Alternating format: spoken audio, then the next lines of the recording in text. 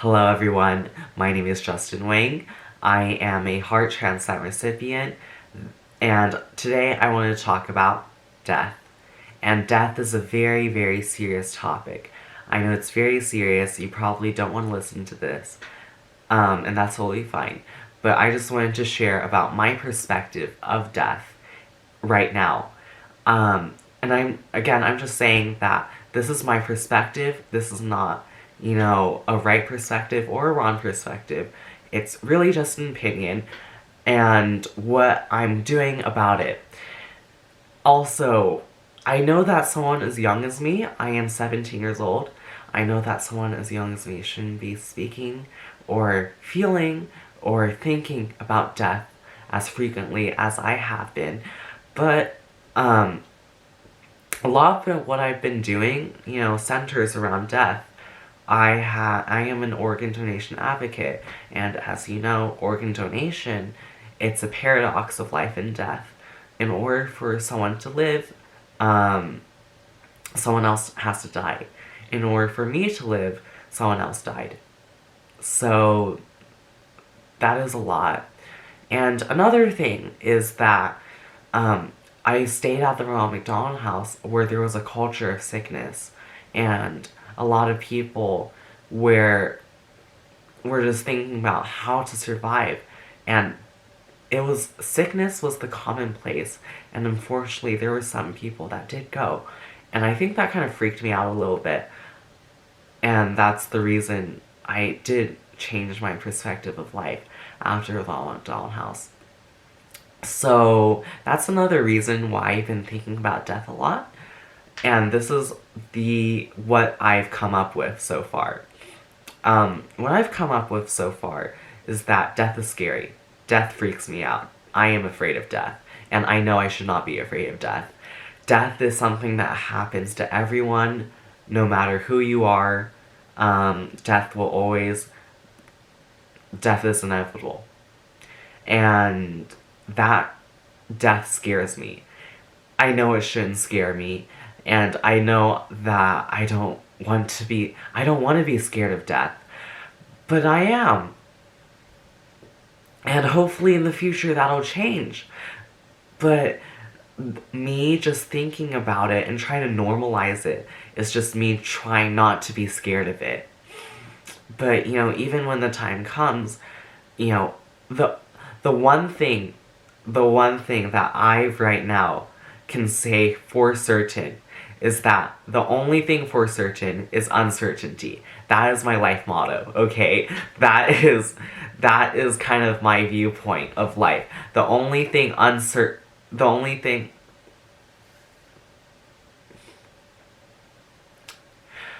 and the only thing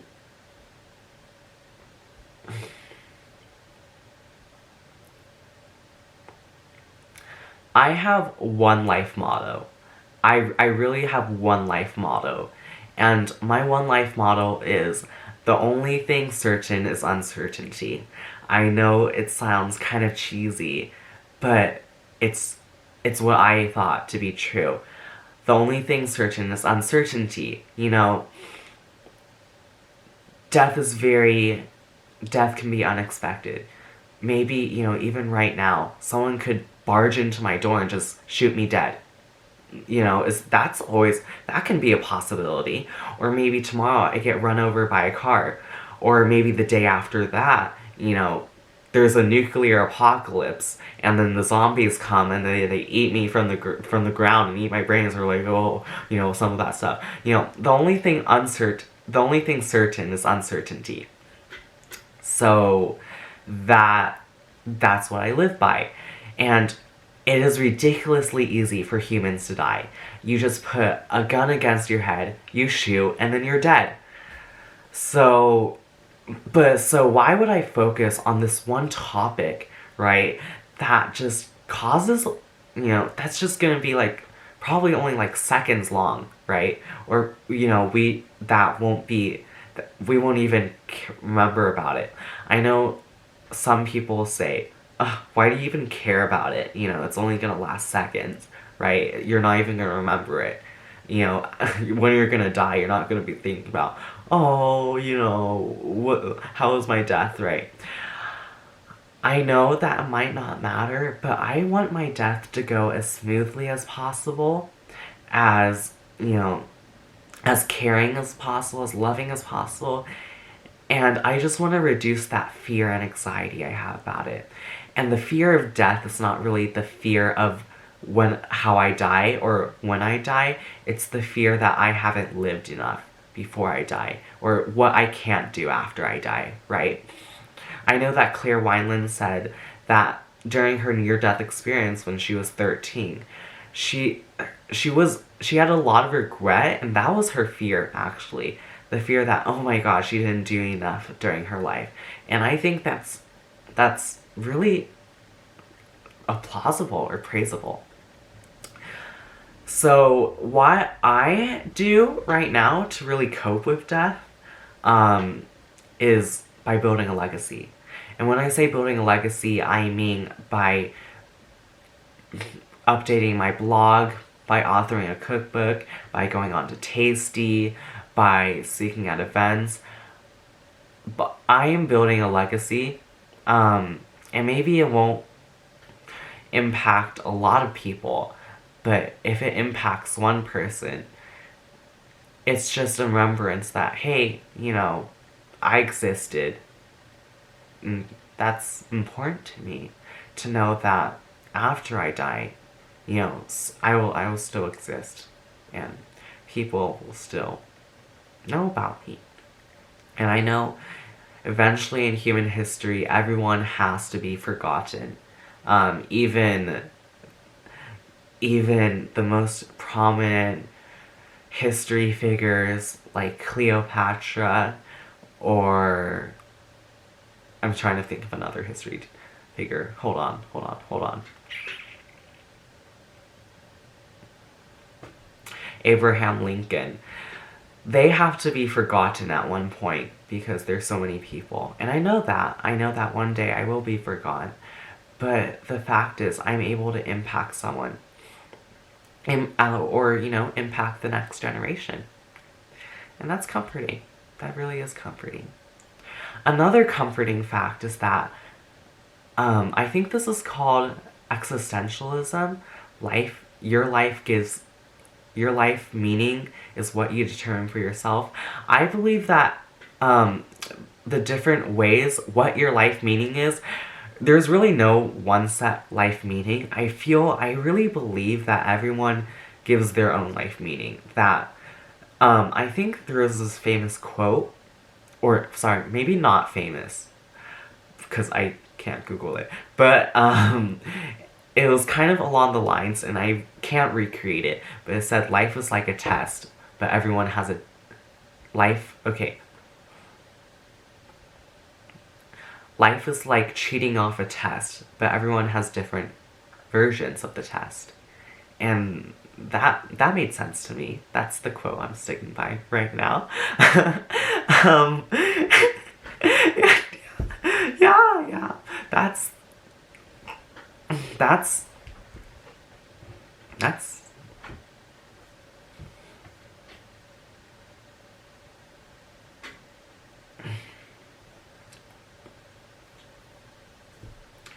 how I view it.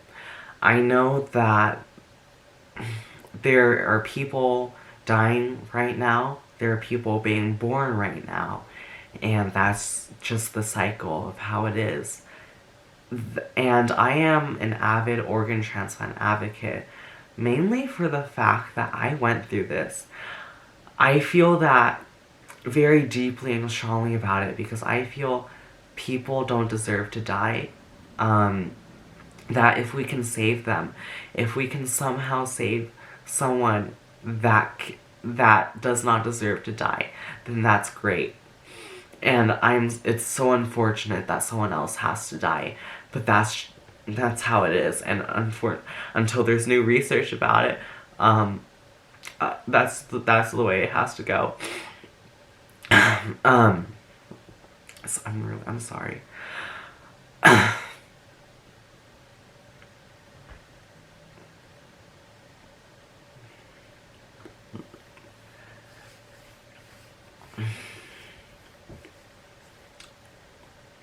I'm reading a book in English right now called All Quiet on the Western Front.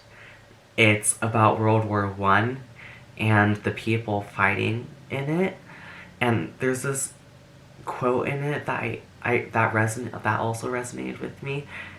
I think it was along the lines, and this is just paraphrasing. Here in this bed sits, I think, I think Kemmeridge. Here in this bed sits Kemmeridge. He is 19 years old and he doesn't want to die. And the world should be saying, let him not die. Right? That's the main reason I do what I do. Another reason for being an advocate and why I do all this stuff is it gives my life meaning and a purpose. I feel that everyone's life should have a purpose and a cause for which they fight for, whether it's their career, whether it's their family, something you live for. And this is what I live for, basically. And I know that there are other serious issues out there that probably make organ donation quiver in its fear, but organ donation is the issue that closely resonates with me, and it is a very, very important topic and issue to talk about.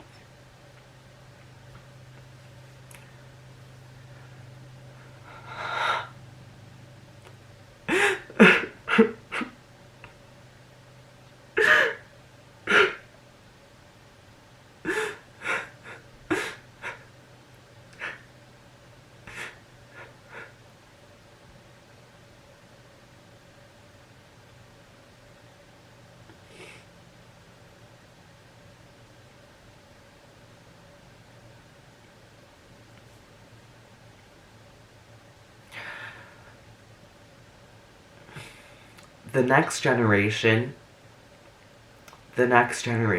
after when I'm old, and hopefully I become old, but when I'm old and frail and can't speak anymore, hopefully the next generation will carry the torch and I can pass on the torch to them. It would be my absolute honor to grow up old, live old, reach a lot of people about the wonders and message of organ donation, and to pass on the torch to them, to another, aspiring organ transplant advocate, to say, hey, my time is up, but yours isn't, and you have a lot of potential in you to be someone great and do something. So here it is. Here's everything I've learned so far. Here's everything I've done so far. I'm giving you the spotlight now. That would be an absolute honor. But right now, I still have to build up my platform. So, yeah. But I believe that right now, and of course, the only thing for certain is uncertainty. I really hope and wish that right now is the beginning of a long advocacy impact lifetime. And that in the future, I will not be scared of death, and that I will have a very natural death, a death that is not sudden, is not caused, is not unexpected, and that I get to die around loved ones. I really hope for that. And I hope to have a good, meaningful, impactful, legacyful life. I don't know, maybe thinking about death isn't that bad of a thing. Maybe it's just that when you think about death, it makes you live your life better or more, right? I know that after near-death experiences, a lot of people have this revival or something to live their life to the fullest, which is actually, yeah, I probably shouldn't speak about that. But anyways, guys, please spread the message of organ donation. This is a pretty long video, so I will not explain how to become an organ donor. Instead, I'll just put it on the slides right after this to shorten them out. But, you know, keep on living, keep on having your best life, and please spread the message of organ donation. May the day be great. And thanks for watching. Bye.